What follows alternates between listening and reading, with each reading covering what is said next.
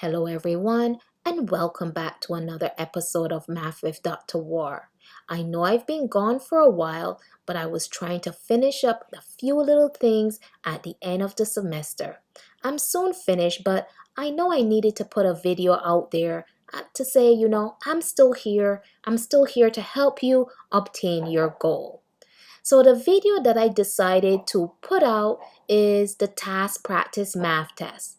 Now, I've looked on YouTube and I didn't see anyone actually completing the task practice math test that can be found on the task website. And I usually use this test within my class, but this semester I did not. However, I did take a few of the questions and presented them to my students to solve during class, but now I'm going to put it all together as a video. The task practice math test has 13 questions, but I'm going to make this two videos as I don't want to overwhelm anyone. So I'm going to do the first 6 here, and then the other 7, I'll put that on a separate video. So let's begin. So the first question we have here states, when a spherical balloon is filled with air, it has a radius of 3 inches. Which of these gives the best estimate for the volume of air in the balloon in cubic inches? Now I notice first that this word best is bolded and underlined. Always pay attention to anything that's bolded or underlined. And then next to it, it says an estimate, which means they want a ballpark range value. They don't want the exact value. Now, the question is asking me to find the volume. Now, if they didn't say the word volume, cubic inches is another word for volume. So when you see anything cubic, it could be cubic feet, cubic yards. As long as it has the word cubic in front of it, that's your clue you're finding volume. Now, the question also gives us the shape. They said that it is a spherical balloon. So once I see that word volume, I'm going to head to my formula page. I'm going to find volume. I'm going to find my shape, which is going to be a sphere, and the formula is volume equals 4 over 3 pi r to the third. So I'm going to write my formula, and then I'm going to start to replace any variables by their numerical value. So this type of question is usually a calculator question because you have the 4 over 3.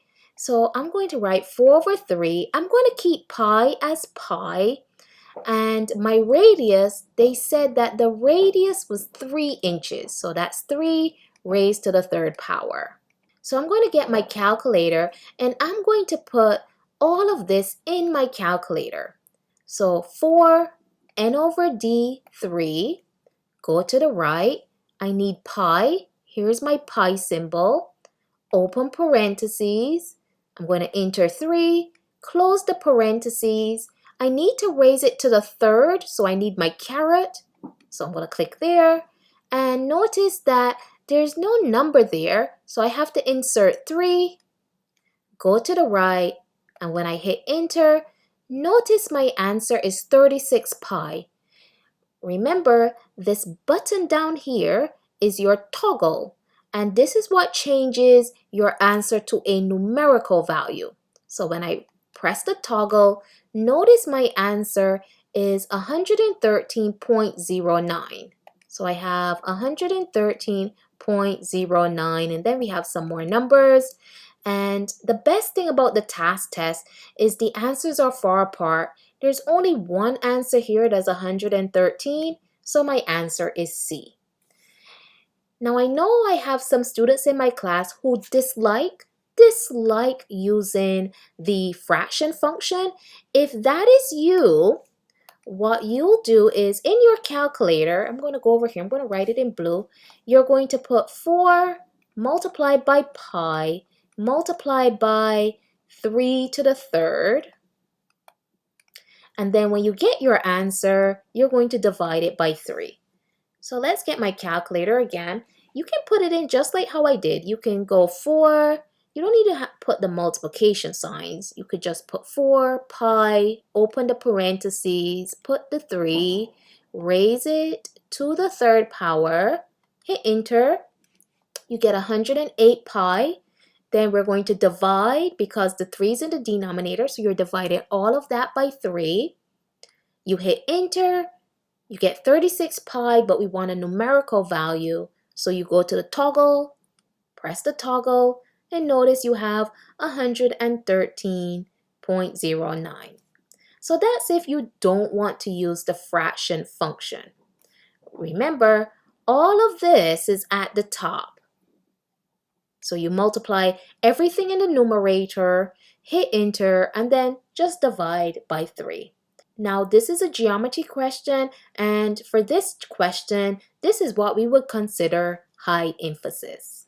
Two triangles are similar, and the dimensions shown are in centimeters.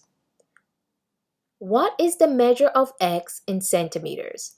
So the key word here is similar and two triangles. So whenever they say anything is similar, they will provide you with two shapes, either two triangles, two rectangles, two squares, two parallelograms. They will provide you with two shapes. Whenever they say that it's similar, you're going to solve using a proportion.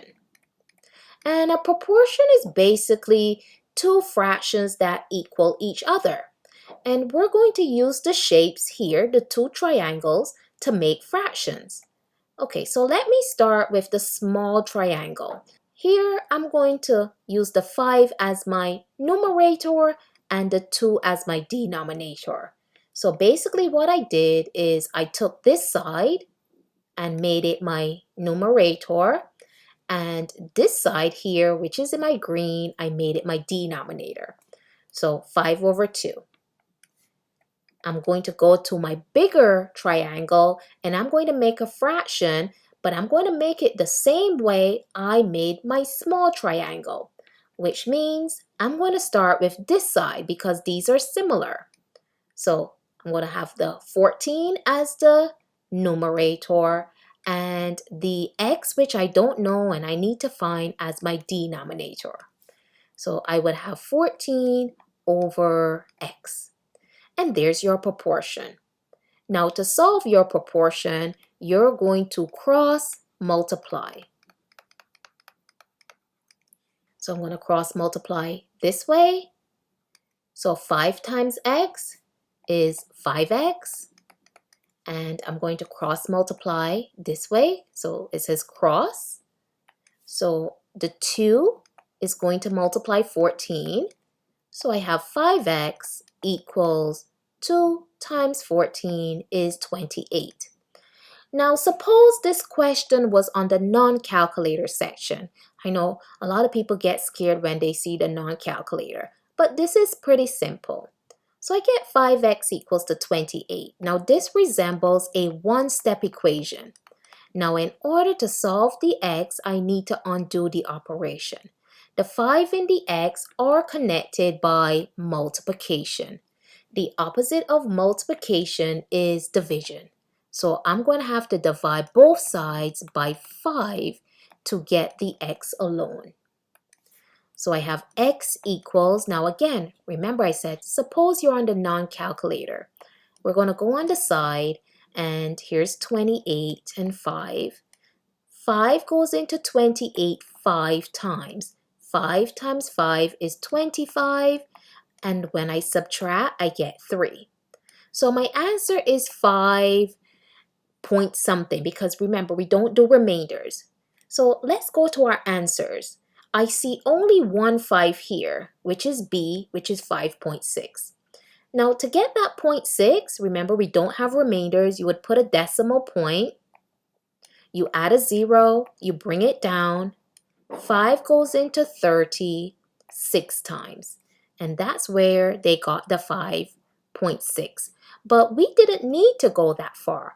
Once I said 5 into 28 was 5 times, there was only one answer with a 5. Again, if you're on the calculator section, you could have just simply put it in 28 divided by 5, and you got your answer as 5.6. So notice I'm showing you with calculator and without the calculator, because remember the Tasc test is two parts.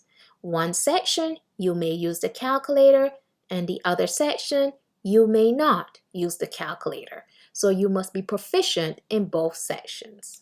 Question number 3. Sharon made a scale drawing of a triangular park.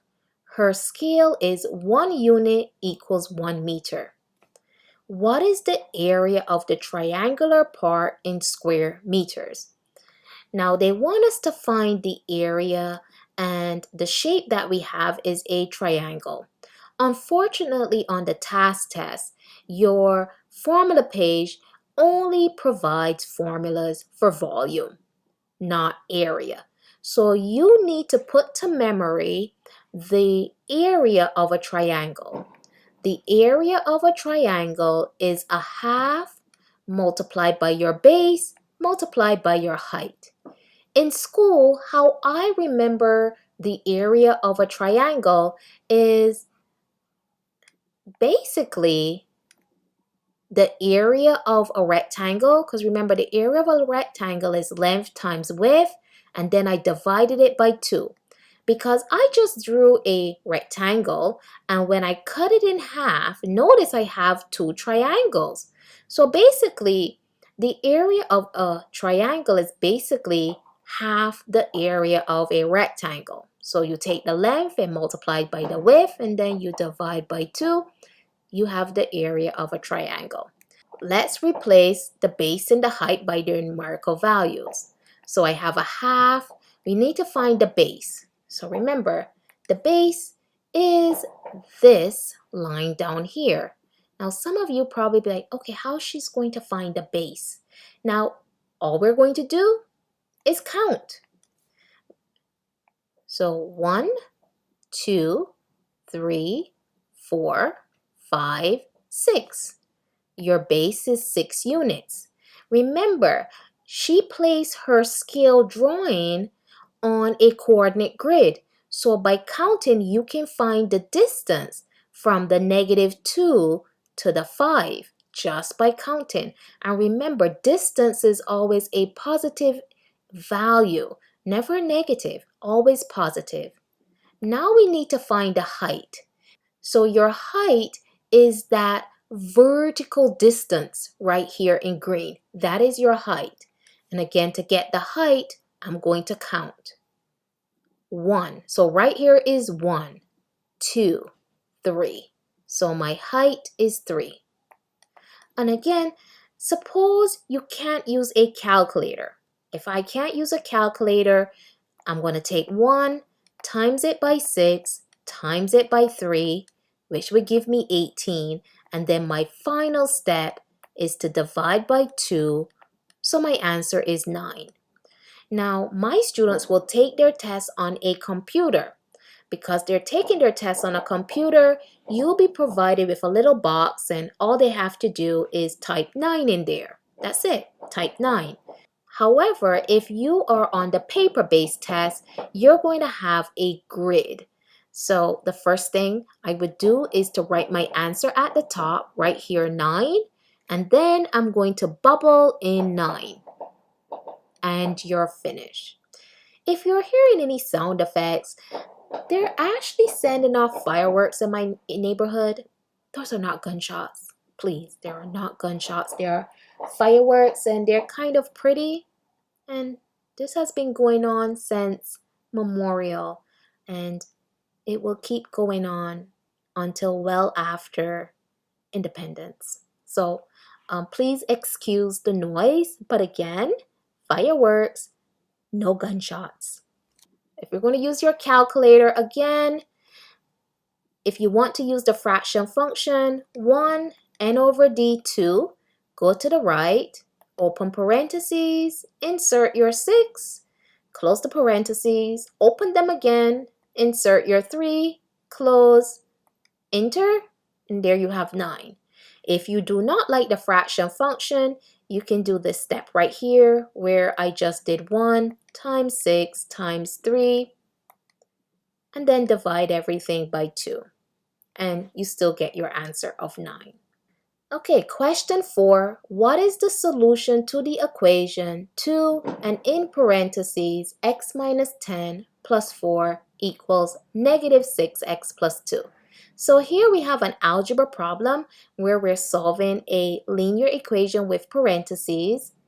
The first step is to get rid of the parentheses, and we're going to use the distribution rule. So 2 times x is going to give me 2x. I put my subtraction sign, and then 2 times 10 is 20. The 2 is only multiplying what's inside the parentheses. Once it reaches the 10, that's it. I'm going to write plus 4 equals negative 6x plus 2. Now, I always tell my students when you're solving a linear equation, the standard forms you should be familiar with is 2 terms equaling 1 term or 2 terms equaling 2 terms.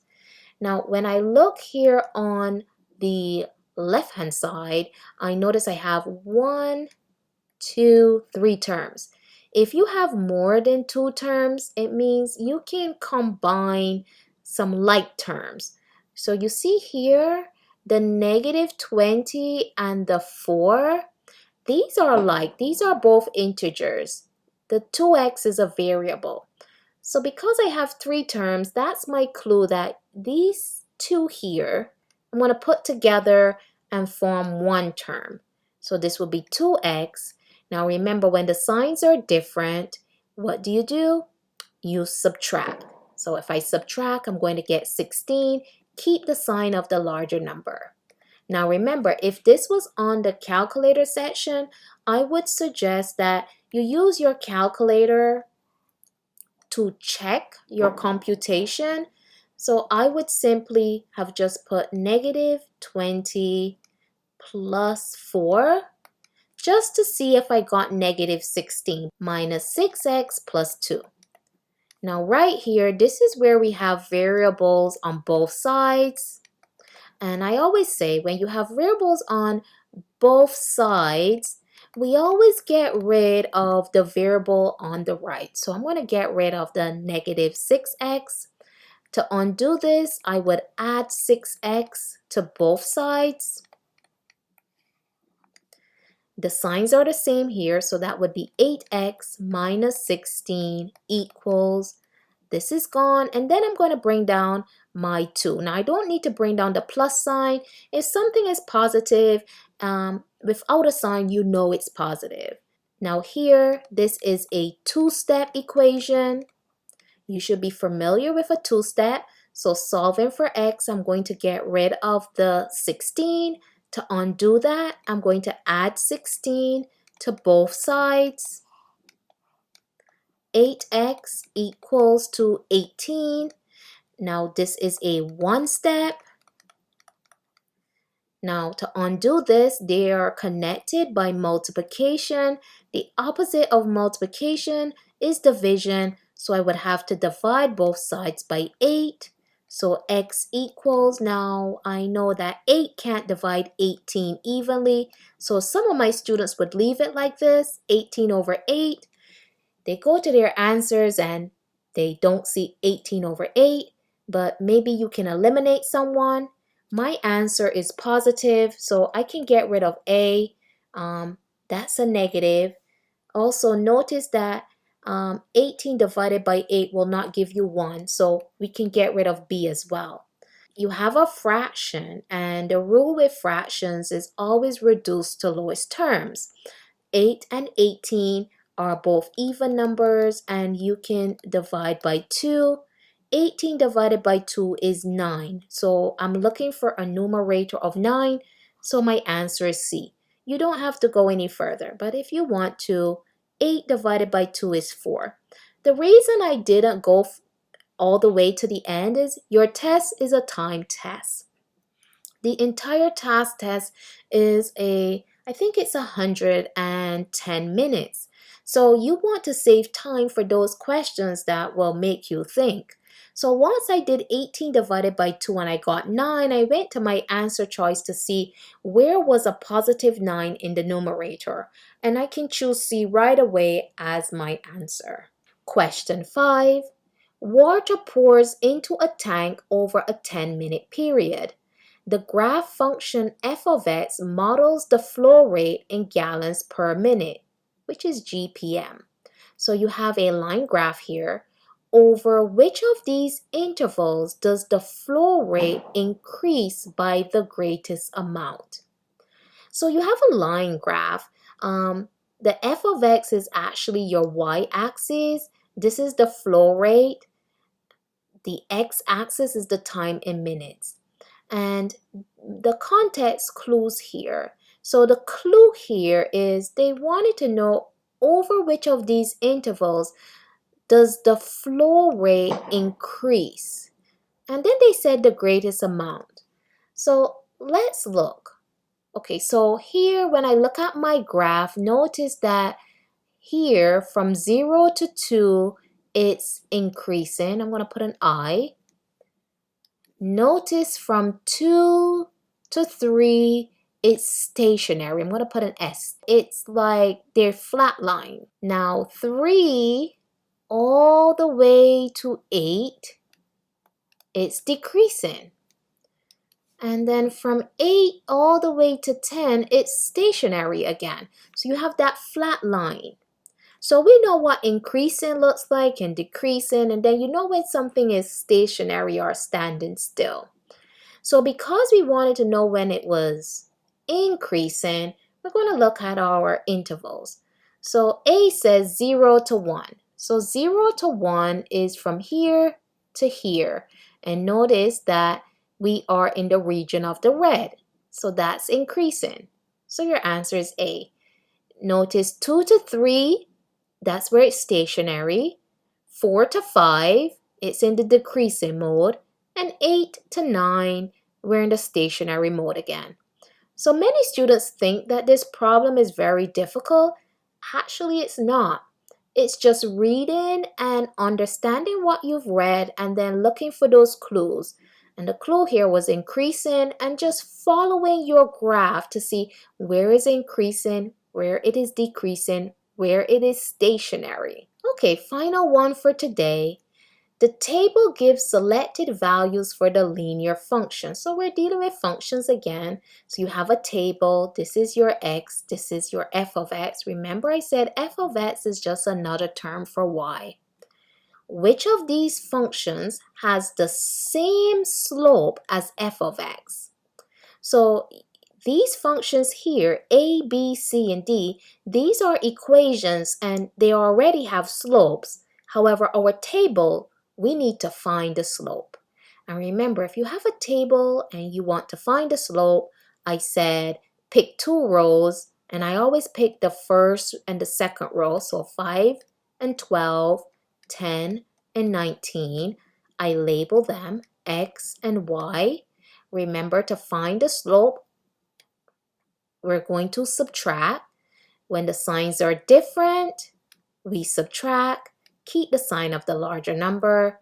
Again, the signs are different, so you subtract and keep the sign of the larger number.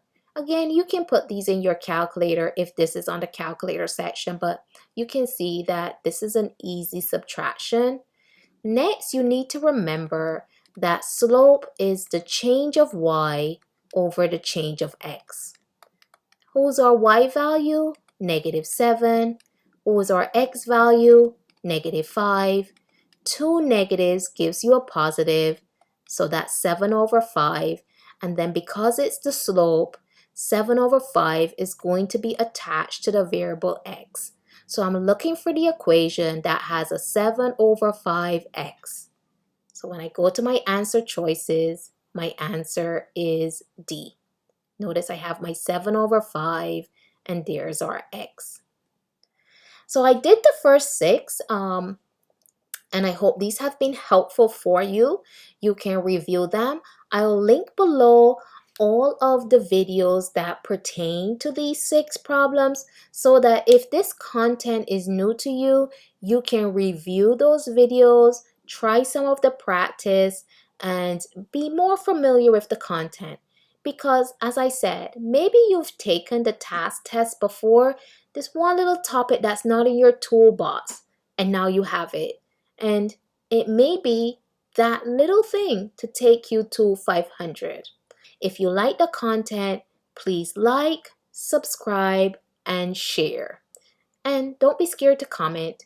I'm sorry about reading the comments. I'm pretty busy, but I'm trying to do a better job of reading the comments. So I hope this video has been helpful. Please look out for part 2 coming soon. Coming this week, I promise. Coming this week, not 2 weeks from now. Coming this week, part 2 to finish up this practice Tasc test.